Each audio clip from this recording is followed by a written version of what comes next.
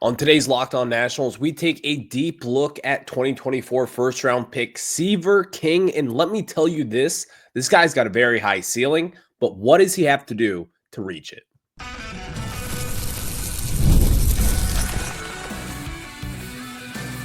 You are Locked On Nationals, your daily Washington Nationals podcast, part of the Locked On Podcast Network, your team every day. And thank you all for making Locked On Nationals your first listen every single day, as we are free and available wherever you get your podcasts. And of course, I'm your host, Ryan Clary. You can catch me over on Twitter at RyanClary11 and as well as a show page at LO_Nationals. For all your latest Nationals news and notes, make sure to check us out over on Twitter. And of course, wherever you get your podcasts, search Locked On Nationals, and that is where you'll find your daily coverage of the Washington Nationals. Later on in today's program, we will be discussing some Nats Park renovations that I would do because there have been some rumors of, I believe, the Nationals potentially getting an upgrade over at Nationals Park. This is what I would do. And we'll have that discussion a little bit later on in today's show. In the second segment, the Nationals, I don't expect them to be sellers this offseason, nor do I really expect them to be buyers. But if they are buyers, I've got a couple prospects to keep an eye on who could be shipped out in a potential trade. We'll have that discussion for you later on. But we start off discussing 2024 first round pick Seaver King. And we don't really discuss him all too much because, again, he's kind of one of those guys who has a very high ceiling, yet he also kind of has a pretty low floor. We'll have that discussion for you, but today's episode is brought to you by Gametime. Download the Gametime app, create an account, and use code LOCKEDONMLB for $20 off your first purchase. So we get into it discussing Seaver King, the 10th overall pick in this last year's draft class. Coming out of Wake Forest, Seaver King was a very intriguing prospect. Like, he was a top 20 prospect in this year's draft class, yet the Nationals took him at number 10 overall and cut a deal with him at that number 10 pick. He was not expected to go in the top 10. In fact, no one had Seaver King on the Nationals radar, and not a lot of people had him going even inside the top 15. But Seaver King had a relatively good season down in Low A Fredericksburg, and just kind of looking at the overall numbers, had a 752 OPS, a 295 batting average. He had a couple triples in there again. In only 20 games, he had 3 triples. Think of that for a second. He had more triples than he had doubles this year. He had no home runs, 10 RBIs. Overall, a pretty successful rookie season, and also 10 stolen bases that can't just be ignored. But the question today is, how good can this guy be? And I think that the ceiling of Seaver King is relatively high. And there are multiple factors that go into this. I think that the Nationals may have hit a home run selecting him at number 10 overall. Now, again, if you kind of go back into what seems like, 2 years ago when the Nationals kind of shook up their front office, they signed Danny Haas over from the Arizona Diamondbacks and Brad Ciolek over from the Baltimore Orioles. And Eddie Longos is now the head of the scouting operations, or was, and now leads the player development side of things here. But Seaver King, I think if you were to kind of project of what this guy could be, he is a solid kind of prospect who, if you look at teams that really use analytics, kind of the small market teams like the Diamondbacks or the Orioles or the Tampa Bay Rays, these are all teams that use analytics and kind of cut deals, quote unquote, with prospects like Seaver King. And typically these work out for those teams. The Nationals have always been the team that takes big swings in the draft. They always go for that top bat. They always go for that pitcher who throws 100 miles per hour. And there really seems to be no room for development. All of these guys seem ready to hit the ground running. This was way out of Mike Rizzo's kind of repertoire of what he has done. And it was an interesting pick.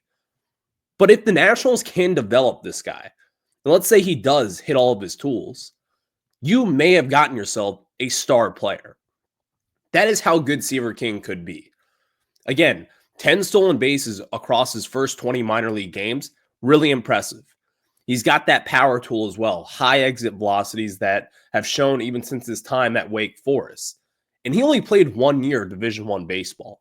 He was one of the top guys in the transfer portal entering 2024 and went to Wake Forest, one of the best programs, one of the most analytical programs out there, by the way. And of course, he turned into a first-round pick in just one season. That is how good Seaver King was. Now, again, I think what excites me the most about Seaver King, there's a couple different things, but number one is we were talking about this yesterday with guys hitting free agency. What trajectory are you on? Are you on the up or are you on the down? He is certainly still on the up. And in fact, he might not even be halfway up there. That is how good Seaver King could be. This is a raw talent. Someone has a 55 grade hit tool. It's 45 power, but even then, I think he's more so of a 50 to 55. I think that's how good he could be at the plate. And now getting over to his defensive side of things, he's got a 55 grade arm. Someone who's played shortstop, third base, he can play second base, and he can also play anywhere in the outfield. At this point in time, Brady House is going to be your third baseman in the future. At least that's what we think. So I don't see Seaver King kind of filling over that third base role. But I think Seaver King down the road will likely be like your second baseman. And I think that's kind of what he projects as a hitter as well. Now, again, we talked about his big ceiling. The ceiling is that this guy could be an all-star kind of player. He's going to steal 30 plus bags a season, maybe even more. He could hit 20 to 25 home runs and bat around 300. In my opinion, that kind of screams like a Gleyber Torres type of player. That's where I see his ceiling, and I think that's how good Seaver King could be. Now, again, a lot of different things have to happen here. Number one, you have to develop him because we talked about his raw talent, and that's kind of the beauty of talking about prospects is that while they may not be showing it right away, you kind of get a glimpse of what he could be. And in his 20 games down in Fredericksburg, I think we got a good kind of glimpse of what this guy could be. He started off slow there and ended up hot. Again, this is only 20 games. But if you look at his profile coming out of Division II, as well as Wake Forest in 2024, there's a reason this guy was projected to be a top 20 pick in this last year's draft. He is a good baseball player. He is someone who still has not even hit his ceiling. And who knows really how high that ceiling is. Gleyber Torres may even be cutting him a discount. He could be better than that. But the way that his profile shows so far, I look at Gleyber Torres and I'm like, I see a lot of Seaver King in that.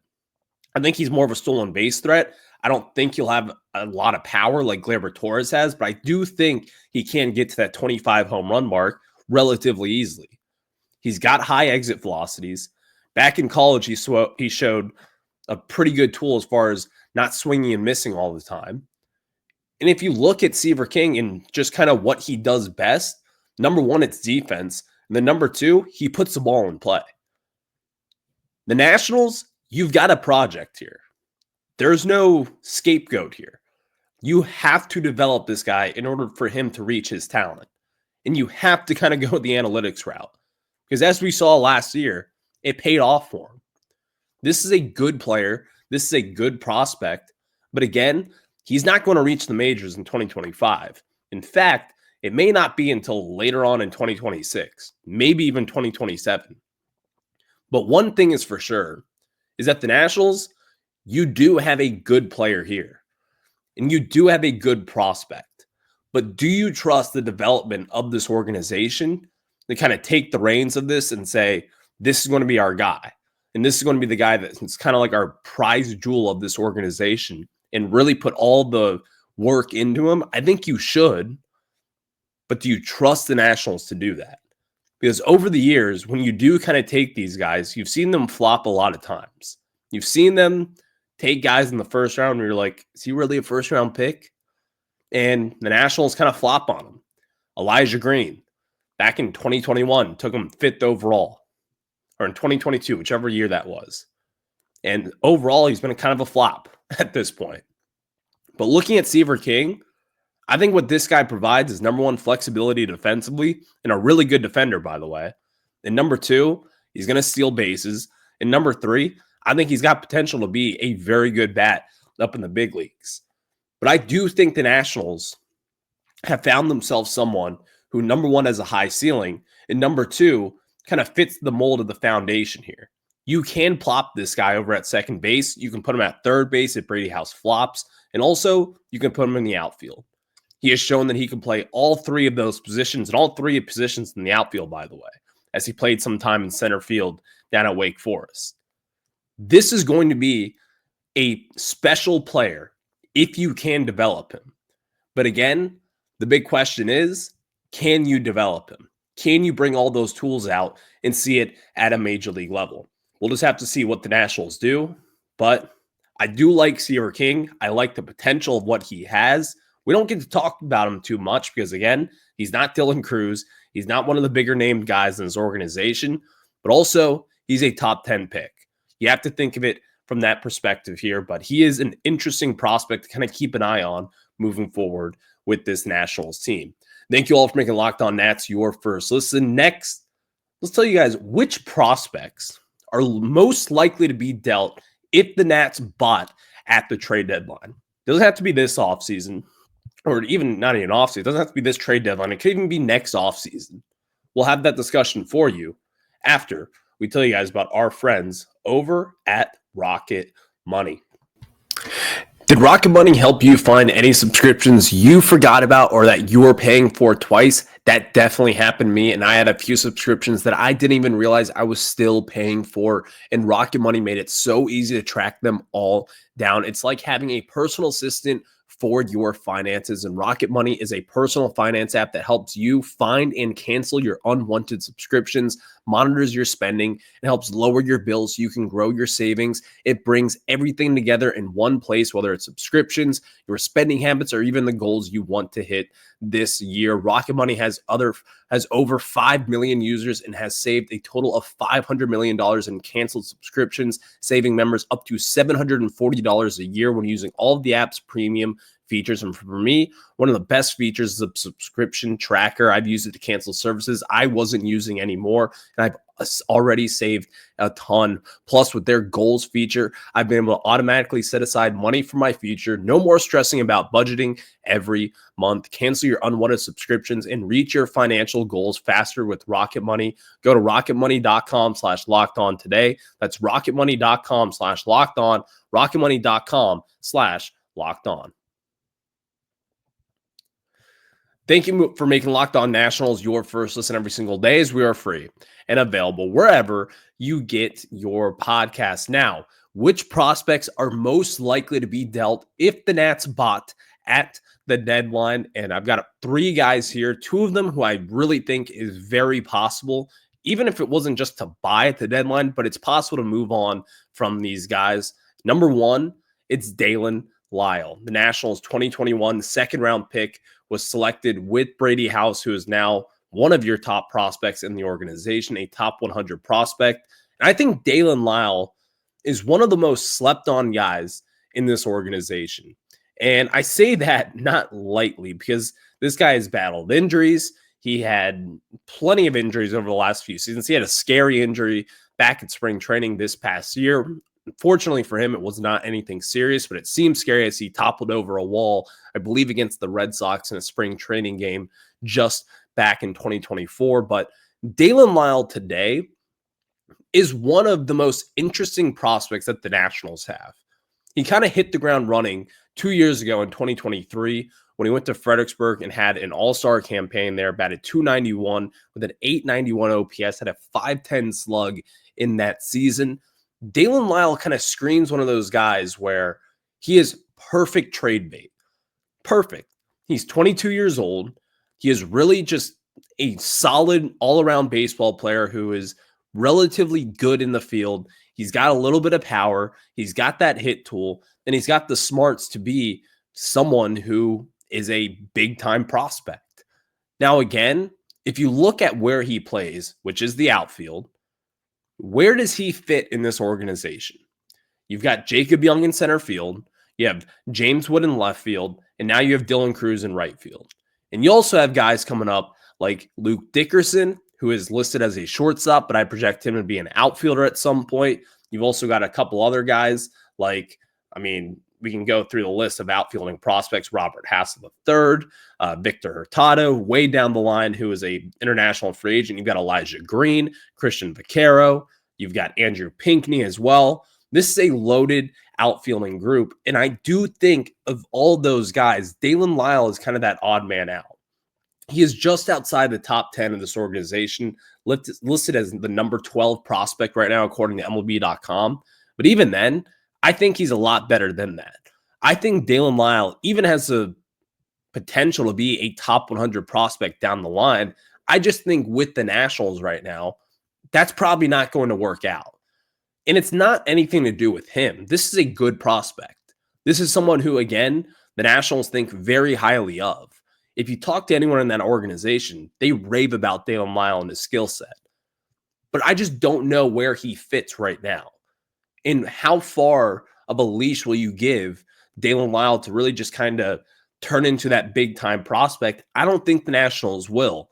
Therefore, I see the Nationals trying to move off him.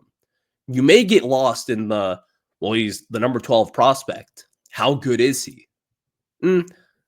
That's, again, just relative. If you just look at the prospect rankings, which admittedly I do as well, we all get lost in it, but this guy is a good baseball player. If we were to talk about ceilings, he's got one of the higher ones as far as prospects go in this organization. He can hit for a little bit of power, which we have seen 2 years ago. He does have that ability to put the ball in play. He can play really anywhere in the outfield. It's not the best outfielder in these rankings, but he is certainly a good one sitting here today. He doesn't have like the home run threat, but again, he's got extra base hit ability. He hit 27 doubles in 2023 and 23 just last year, and also had 10 triples in each of the last 2 seasons. This guy has extra base hit tools and also stolen 20 plus bases each of the last 2 seasons. This is an interesting prospect that I think could garnish you a pretty good return. Like, you're not going to get a star player, but I do think you can get a good player if you were to package him with someone else out there.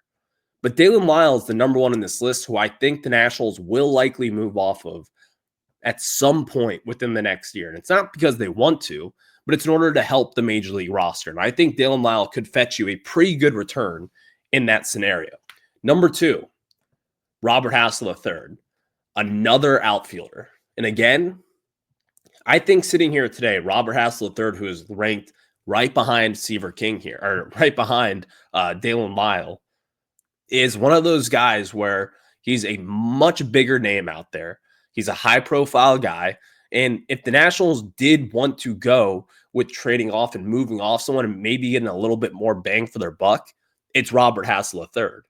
Being a top 10 pick back in 2020, this guy has proven it in the fall league. He has battled injuries since getting here, since back in 2022. And if you remember, when the Nationals first made that Juan Soto trade, you heard about the potential of James Wood. James Wood was on a rocket ship of soaring up rankings. But Robert Hassel III was already a top 30 prospect in baseball. In fact, I even thought Robert Hassel would even be in the majors by the end of maybe even 2022, but certainly early on in 2023. Injuries piled up. He struggled down in the minors. He struck out a ton back in 2023. And since then, he has just kind of been on a downward trajectory. But the good thing with Robert Hassel is this. He's 23 years old, and he just turned 23 years old. This guy is really good defensively. He can put the ball in play. He can steal bases. He's got power, as we have seen him down in the fall league, hitting opposite field home runs. You saw it down in Harrisburg as well from this past season. And while the stats may not really kind of be all that favorable for him, I still think there is a chance that the Nationals could hold on to him and have him be a solid big leaguer. But also, if you don't, then you decide to trade him. And he is a big enough name where teams that feel like they can tap back into his power and also the ability for him to being just a good baseball player is still there. Back in 2021, in his first professional season, when he was 18, 19 years old, he batted over 300 with an 863 OPS across 110 games. This is not a nobody prospect anymore. And had 11 home runs, 76 RBIs with 34 stolen bases. He has stolen 20 plus bases in 2 of his 4 seasons up in the bigs, each being 15 of the last 2 years with the Nationals. But overall, those are kind of because of injuries that have really kind of hindered him since being a Washington National. But I still think this guy has the talent and the skill set to be a pretty good major league player. I always said when the Nationals made that move, he was the safest prospect. Overall, that has been thrown in my face as he has really struggled. Again, there's a clear-cut line of him struggling from being with the Padres and then going to the Nationals. But also with that line comes injuries. He broke his haymate bone back in 2023 in the Fall League. There were rumors for him having an injury with that bone earlier on that season. Last year in 2024, I mean, it was just a debacle with injuries. Again, only playing in 85 games. In 2023 was semi-healthy. I believe he had a hamstring injury at one point in time there. Played in 120 games with a 645 OPS across 2 different divisions. It just wasn't the best of times to be Robert Hassell. But this guy still has potential to be a good major league player. And I still think the Nationals think highly of him. But also, if the Nationals think highly of him, I think other teams do as well. And you could see them move off of a Robert Hassell III. And I think, in fact, that is pretty likely if you do. Because while Andrew Pinckney is a guy that you might be thinking, why don't the Nationals move off of him? I don't think that's that likely. Because again, Andrew Pinckney has shown a little bit more over the last few seasons than what Robert Hassell III has. And I'm not saying Andrew Pinckney is a better player, but right now the results are better. I'd rather hold on to Pinckney than Robert Hassell III because I do think Pinckney is kind of on that upward trajectory, and we could see the Nationals call him up to make his major league debut at some point this season. But Robert Hassell III is certainly an intriguing guy to watch. We'll see what the Nationals decide to do with him, but he's one of the guys that I think could be traded. And the third one, real quick, Seaver King. I would be a little surprised if the Nationals try to shop him. But again, with where this Nationals team is, Brady House is expected to be your third baseman. C.J. Abrams, your shortstop. Luis Garcia Jr. is your second baseman. And then hopefully for the next maybe 5+ years, you got Jacob Young in center field, Dylan Cruz in right, and James Wood in left. There's really not many positions open for Seaver King, but there will be a chance for him to crack the major league roster at some point over the next year or two. And I would be surprised if the Nationals do tend to shop him, but if you're ready and if you think you're going to win 90 games, why not? And I think that's why the Nationals could try to move off of these 3 guys. They will definitely not move off of all 3. I can tell you that much. But don't be surprised if they do try to improve the major league roster and try to get them back into October. If not this year, then the next. So thank you all for making Locked On Nats your first listen. Let me tell you guys about our friends at Gametime. And of course, when we talk about Gametime, you know that I love going to live events, whether it's sports, music, theater, or comedy. And one of my favorite memories was attending a Caps game last year. The energy and excitement was unforgettable. And now Gametime has made it even easier to get tickets for your favorite events with their new feature, Gametime Picks. This feature filters out all the fluff to show you only incredible deals on great seats, so you don't have to waste time searching through thousands of tickets. And recently I've been looking at Caps games again because Ovi is about to break Wayne Gretzky's all-time goal record, and I found amazing deals that could even see the view from my seat before buying. I bought it right at center ice for just $50 right before the game time. It took me 2 clicks and bam, I had my tickets right in my phone. And you can take the guesswork out of buying tickets with Gametime. Download the Gametime app, create an account, and use code LOCKEDONMLB for $20 off your first purchase. Terms apply again. Create an account and redeem code LOCKEDON MLB for $20 off. Download Gametime today. What time is it? It's game time. Thank you all for making Locked On Nats your first listen every single day, as we are free and available wherever you get your podcast. Really quickly, I do want to get into this on a deeper level, but if the Nationals were to decide to renovate Nationals Park, where would you start? I have said this many times on this podcast, but the Red Porch, what I believe used to be the Red Porch, I forgot what the name of it is now, over in left center field, you all know what I'm talking about. It's right there in the half street center field entrance there. Why don't they put a Capitol Dome on top of that thing and have it like shoot fireworks out? And I know the neighborhood has banned fireworks, but try to go to battle for that because I love fireworks. You love fireworks. We all love fireworks. Why don't you try to put a Capitol Dome out there and have it like light up or something after a home run, similar to what the Mets do with the Big Apple when it comes out in center field? Everyone goes crazy. Why don't they try to do that at Nationals Park and have like a Capitol Dome that just sits there and then it lights up and has like a light show there or whatever it is? Why don't they try that? I've always thought that that's kind of like a cool thing to do. And we've got the light show now. We were one of the last teams in Major League Baseball to do that. And now you finally have those capabilities. Why don't you have it with like a Capitol Dome? I've always thought that would be cool because we can't see the monuments anymore with how the Navy Yard just blew up in general. So you can't see that. Why don't you just bring the Capitol Dome to Nats Park? I've always thought that'd be really cool, but we'll get into that on a deeper level, possibly on tomorrow's show, because I do think Nationals Park needs some renovations, and that's just the beginning. So stay tuned for what I would do because I think it's interesting to say the least. So I will catch you guys on the flip side. Have a good one. Go Nats.